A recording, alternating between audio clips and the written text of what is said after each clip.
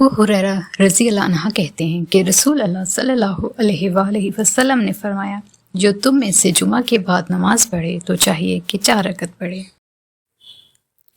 انس بن مالک رضی اللہ عنہ سے روایت ہے کہ نبی اکرم صلی اللہ علیہ وآلہ وسلم نے فرمایا، جمعے کے روز اس گھڑی کو جس میں دعا کی قبولیت کی امید کی جاتی ہے، عصر سے لے کر سورج ڈوبنے تک کے درمیان تلاش کرو۔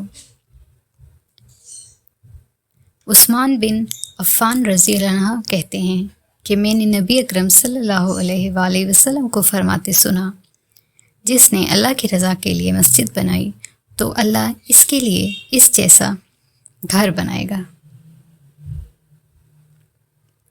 لوگوں نے پوچھا، یا رسول اللہ، کون سا اسلام افضل ہے؟ تو نبی صلی اللہ علیہ وآلہ وسلم نے فرمایا، وہ جس کے ماننے والے مسلمانوں کے زبان اور ہاتھ سے سارے مسلمان سلامتی میں رہیں۔